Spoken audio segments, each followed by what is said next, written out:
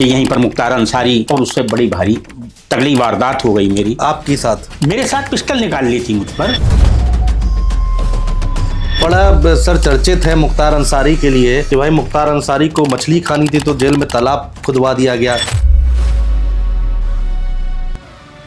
Cricket खेलने के लिए जगह बनी हुई थी। अच्छा। एक पीपल का पेड़ था, ऊंचा चौतरा बना हुआ था। उस चौतरे पर ये बैठता था। जेल ही नहीं बाहर के मुकदमे भी सुलझाता था।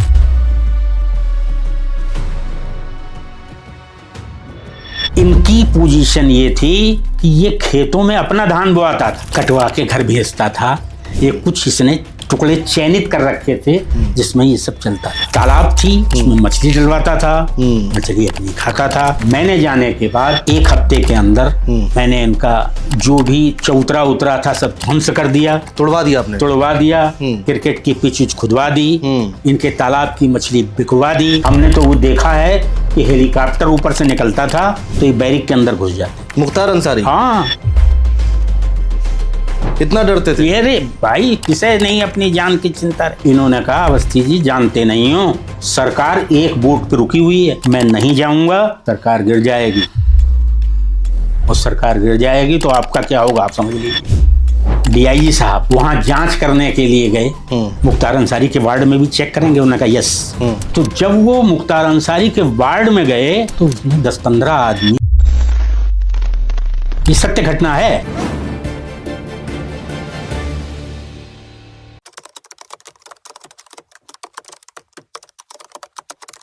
क्या हुआ था सर ये मुख्तार अंसारी वाला केस? बड़ा हमने कई जगह सुना भी है, बड़ा चर्चित केस है ये। जरा एक बार दर्शकों को तफसील से एक बार बताइए कि क्या हुआ था, सिलसिलेवार तरीके से बताइए। देखिए, माफिया के साथ में यदि विधायक बन जाए या सांसद बन जाए तो सोने में सुहागा। ठीक है, फिर तो कहने वाली बात ही नहीं। हाँ ठीक है। और जब आज की परिस्थितियों में जैसा देख रहे हैं आप कि सपोर्ट में सरकारें चल रही हैं, हाँ, फिर इनका और ऊंची हो जाती है। जब मैं लखनऊ डिस्ट्रिक्ट जेल पर मेरी पोस्टिंग की गई कुछ दिनों बाद, ये सदन चल रहा था यहाँ पर, विधानसभा चल रही होगी, विधानसभा चल रही थी। हाँ। और इनको लाया गया तो डीएम का मेरे पास फोन आता है कि मुख्तार अंसारी लखनऊ सदन में पेश होने आ रहे हैं। चूंकि इन्हें फ्रेश व्रेश होना है इसलिए ये जेल में इनको ले ले। मैंने निवेदन किया कि कोई वारंट तो है नहीं इनका, इनको किस आधार पे लिया जाएगा? तो उन्होंने कहा मैं कह रहा हूं इनको ले ले। तो मैंने कहा सर अभी धनंजय सिंह और राजा भैया भी आ रहे होंगे, इनको भी लेना है? उनका नहीं, उनको नहीं लेना। अच्छा। तो मैंने उनसे कहा कि मैं एक एप्लीकेशन ले लेता हूं सर इनके पास, उस भेज देता हूं आपके पास, उस पर ऑर्डर कर दीजिए आप, जिससे मैं दूसरे आने वालों को उनको भी दिखा सकूं कि साहब ये ऑर्डर है, डीएम से आप ऑर्डर कराइए। बहरहाल उन्होंने एक एप्लीकेशन पे ऑर्डर कर दिया, इनको जेल में ले लिया जाए। चूंकि डीआईजी डीएम जो है पदेन डीआईजी भी होता है हमारा। तो मैंने उनको जेल में प्रवेश कर। कहाँ से रहे थे सर ये दिल्ली। अच्छा, दिल्ली में बंद थे उस समय। दिल्ली की जेल में बंद रहे? दिल्ली जेल में बंद और थे। आपको ये कहा गया कि लखनऊ की जेल में इनको फ्रेश होना है इसलिए आप अंदर ले लीजिए। चूंकि सदन में आए थे, लखनऊ आ रहे थे, ये कुछ देर रुकेंगे, उसके बाद चले। ठीक है। मैं जानता था कि ये कलाकार आदमी है, आते ही कुछ ना कुछ तमाशा खड़ा करेंगे, और वही हुआ। कुछ देर बाद लोकल स्थानीय न्यायालय से एक वारंट आ जाता है जी, बी वारंट जी, जिसमें कहा जाता है कि अग्रिम आदेशों तक इनको जेल में निरुद्ध रखें और जब आदेश प्राप्त हो तो उनको भेजें। ये जेल पर आए तो जब मैंने इनको अंदर लिया तब मैंने तलाशी करवाई। तलाशी में ही बवाल हुआ। इन्होंने कहा कि तुम अपने को कुछ ज्यादा ही नेता समझ रहे हो, अपने कुछ ज्यादा समझ रहे हो, मुझे जानते नहीं हो मैं क्या हूं। आपसे कहा? हाँ, मुझसे कहा। अवस्थी जी लग रहा है आपको गाजीपुर जेल में ट्रांसफर कराकर नौकरी करना सिखाना होगा। इनके ये शब्द थे। मैंने कहा कि इस्तीफा तो दे नहीं देंगे, गाजीपुर में भी नौकरी कर लेंगे। वही हुआ बाद में मेरा 2010 में मेरा गाजीपुर ट्रांसफर हुआ। अच्छा। अब तो मरहूम है वो मुख्तार अंसारी। अब उनका जो जलवा था वो तो था ही, इसमें कोई दो राय नहीं। ये जब आए ऑफिस में मेरे पास आए और मुझसे ये सब कहा, मैंने डिप्टी जेलर को बुला के एक लेटर लिखवाया कोर्ट के लिए। तो उन्होंने कहा कुछ ज़्यादा ही बन रहे हो तुम। मैंने कहा भाई मुझसे तो जवाब सवाल कोर्ट, मुझसे दिल्ली की कोर्ट भी तो मुझसे करेगी, और क्या, तो मैं अपनी कार्रवाई तो करूंगा ही। मैंने न्यायालय, स्थानीय न्यायालय को पत्र लिखा जिसमें ये बताया उनको कि दिल्ली द्वारा इनको विधानसभा में पेश होने की अनुमति दी गई है, उसके पश्चात इनको वापस करने के आदेशित किया गया है। कृपया इनके निरुद्धि के संबंध में पुनर्विचार करने का कष्ट करें। ठीक है। ये काफी बिगड़ गए। बिगड़ने के बाद यही नहीं हुआ, इन्होंने कहा कि मैं अब चूंकि वारंट आ चुका है मेरा, इसलिए अब मैं दिल्ली पुलिस का तो अंडर में रहा नहीं, अब तो स्थानीय पुलिस मुझे लेके जाए। अच्छा, लखनऊ पुलिस लेके जाए, लखनऊ पुलिस सदन में पेश होने के लिए यहाँ की पुलिस लेके जाए। मैंने कहा भैया देखो, मेरे पास ना दिल्ली पुलिस है और ना स्थानीय पुलिस है। ठीक बात है, तो जो लेके जाएंगे ये लोग जाने। इन्होंने कहा अवस्थी जी जानते नहीं हो, सरकार एक वोट पे रुकी हुई है। मायावती जी की गवर्नमेंट थी, उन्होंने कहा एक वोट पे रुकी हुई है, मैं नहीं जाऊंगा, सरकार गिर जाएगी, और सरकार गिर जाएगी तो आपका क्या होगा आप समझ लीजिए। मैंने कहा भैया मैं तो ये नहीं जानता। उसी समय डीएम का फोन आ गया। डीएम महोदय ने मुझसे कहा कि वो मुख्तार विधानसभा के लिए निकले, नहीं निकले अभी। मैंने कहा सर वो अभी निकले तो नहीं है। वो कह रहे मैं जाऊंगा नहीं। मैंने कहा नहीं जाएंगे, कैसे नहीं जाएंगे? तो मैंने कहा साहब वो कह रहे हैं कि मुझे स्थानीय पुलिस लेके जाए। तो उन्होंने कहा आपको किस समस्या क्या है, स्थानीय पुलिस से भेज दीजिए। मैंने कहा सर मेरे अंडर में ना स्थानीय पुलिस है ना दिल्ली पुलिस है जी, मुझे तो। उन्होंने कहा लीजिए एसपी से बात करिए। एसपी फोन पर आए और एसपी ने एक सीओ वहीं पर उपस्थित थे, उनसे बात करी। सीओ इनको लेकर विधानसभा में गए। ये पहला वारदात था मेरा आमना सामना मुख्तार अंसारी से हुआ, उससे पहले नहीं। जो मेन घटना है जी, जिसमें एफआईआर लिखाने की नौबत आती है, जिसमें पिस्टल तान दी थी आप, पिस्टल तान दी थी, हाँ। वो प्रकरण फिर ये कुछ दिनों बाद दिल्ली के केस छूट गए इनके, और केस छूटने के बाद ये लखनऊ डिस्ट्रिक्ट जेल पर आ गए। अच्छा, स्थायी रूप से आ गए वारंट के साथ। और आप लखनऊ में ही तैनात थे? मैं लखनऊ में तैनात था। ओहो, ये तो दोबारा आमना सामना हो गया। हाँ। तो मैंने अपनी आदत के हिसाब से, वैसे भी होता क्या है कि माफिया से कोई न, माफिया जेल वालों से उलझना चाहता है और जेल वाले भी नहीं फालतू फंड का उलझना नहीं चाहते। लेकिन अपना अपना हर एक का अलग अलग हौसला होता है, हिम्मत होती है, नौकरी करने का तरीका होता है। मैंने पुनः इनके आगमन पर तलाशी करवाई। ये कुछ उग्र हुए, लेकिन अब जेल के अंदर तो लेना आना ही था। चले गए, रहने लगे। व्यवस्थाएं, चूंकि इनकी जान की सुरक्षा का हमको भी बड़ी चिंता रहती है। हमने तो वो देखा है कि हेलीकॉप्टर ऊपर से निकलता था तो ये बैरिक के अंदर घुस जाते थे। मुख्तार अंसारी? हाँ, इतना डरते थे? अरे भाई किसे नहीं अपनी जान की चिंता रहती। इनके तो कई ग्रुप बने हुए हैं, कई माफिया हैं अलग अलग, इनके विरोधी हैं। ये अपने से बड़े चिंतित रहते हैं। और इसी चिंता के उसमें इन्होंने पिस्टल जो थी किसी से मंगवाई थी। वो बंदा मुलाकात करने के लिए जब आया तो अपने साथ पिस्टल भी लाया था। इसके आगमन पर ये वहां से ऑफिस के पास तक आ गए थे। ठीक है। इन्हें चिंता थी कि यदि तलाशी हो जाएगी वो मानेगा है नहीं, मेरी उपस्थिति में शायद कुछ दब जाए। वो जेल गेट पर जब आया तो गेट कीपर ने मुझसे बताया पहले मैंने मुलाकात इनकी उसकी रोक दी। जब ये आ गए, इन्होंने कहा हमारा आदमी है, आप ले लीजिए। तो मैंने सिस्टम के द्वारा उसको अंदर लिया और अंदर लेके मैंने कहा इसकी तलाशी लो। जब तलाशी ली गई तो इन्होंने कहा ये मेरा आदमी है। उन्होंने कहा, मैंने कहा आदमी किसी का हो, भाई मैं जेलर हूँ, बगैर तलाशी तो मैं लिए अंदर नहीं जाने दूंगा। हाँ, जो नियम है वो नियम है। नियम है। ये काफी तेज पड़ गए। इन्होंने कहा मेरे ये 2 आदमी जा रहे हैं, हिम्मत हो तो रोक के दिखाओ इनको। आपसे बोले? हाँ, मुख्तार अंसारी ने। मुख्तार अंसारी हमसे बोले कि हिम्मत है तो रोक के दिखाओ। ये ऑफिस में बात हो रही थी। ये जो बात हो रही थी ऑफिस में मेरे हो रही थी। वो बंदा भी वहीं आ गया था उस जगह पे ही उठ के। मैं खड़ा हो गया। तो मैं तो खड़ा इसलिए भी हुआ, एक तो 7 फीट का आदमी है, लंबा चौड़ा आदमी, ऊपर से विधायक।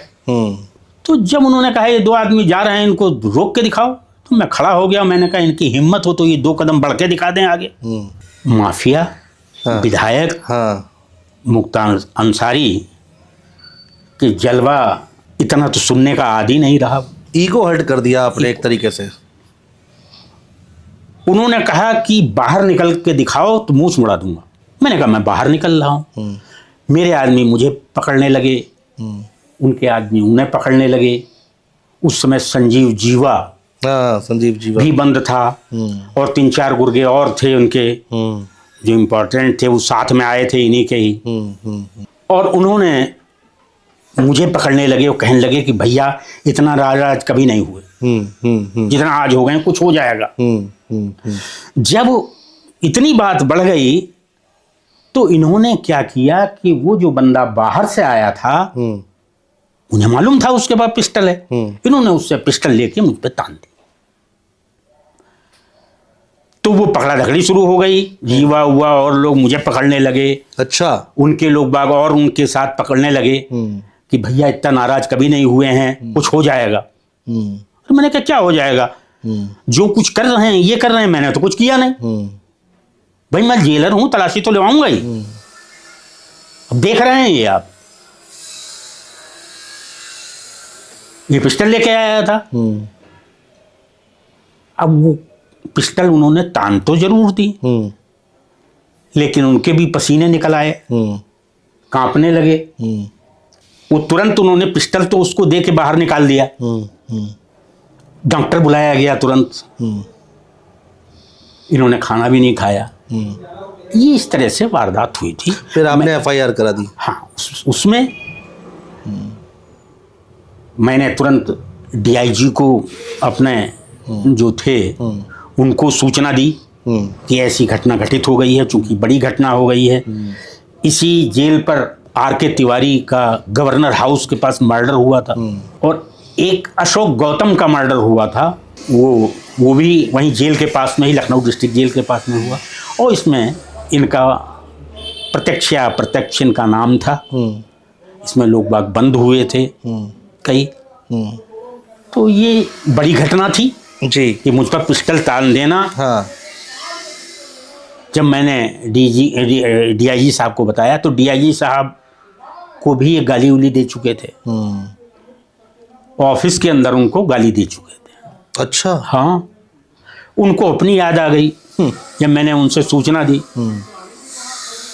तो उन्होंने प्रदीप शुक्ला हुआ करते थे, प्रदीप शुक्ला या प्रदीप मिश्रा, उस समय DG थे हमारे, IG थे। उन्होंने उनको सूचित किया। उन्होंने, वो भी मायावती जी के काफ़ी नज़दीक थे, उन्होंने जाके ये बताया मायावती जी को। अच्छा। कि हाँ, उन्होंने बताया कि ये घटना ऐसी हो गई है। हाँ। 2 लोगों का पहले मर्डर हो चुका है यहाँ पर, इन पर कुछ बात हो जाएगी तो लखनऊ डिस्ट्रिक्ट जेल के लिए जेलर नहीं मिलेगा। मायावती जी इस मामले में थोड़ा कड़क थी। उन्होंने DM को ऑर्डर किया कि आप जेल पर सूचना भिजवाइए, क्या बात है। उससे कहे कि FIR दर्ज कराए। मेरे पास ADM आया। उसने कहा कि FIR दर्ज कराएंगे इसमें? मैंने कहा बिल्कुल कराएंगे। मैंने FIR दर्ज कराया। इनको तत्काल एक पुराने केस में दिल्ली भेज दिया गया, ट्रांसफर कर दिया गया। इस तरह से ये घटना हुई। बड़ा सर चर्चित है मुख्तार अंसारी के लिए कि भाई मुख्तार अंसारी को मछली खानी थी तो जेल में तालाब खुदवा दिया गया। ये क्या है? देखिए अब क्या कहा जाए। एक तरफ इस बंदे ने मुझसे ये कहा था कि लग रहा है अवस्थी जी आपको गाजीपुर जेल भेजकर नौकरी करना सिखाना हो जी। वहीं 2010 में हाँ रायबरेली जेल पर मैं पोस्टेड था जी। और मुझको चूज किया गया कि गाजीपुर में पॉइजनिंग कांड हो गया था, तो गाजीपुर भेजने के लिए मुझको सेलेक्ट किया गया। ठीक है। श्री कुमार कमलेश जी उस समय सेक्रेटरी हुआ करते थे। उन्होंने मुझको बुलाया लखनऊ और कहा कि आपको चूज किया गया है वहां के लिए। मैंने कहा मैं कुछ कहूं? उन्होंने कहा बताइए। मैंने कहा सर लखनऊ डिस्ट्रिक्ट जेल पे रहते हुए इस बंदे ने मुझ पर पिस्टल तान दी थी।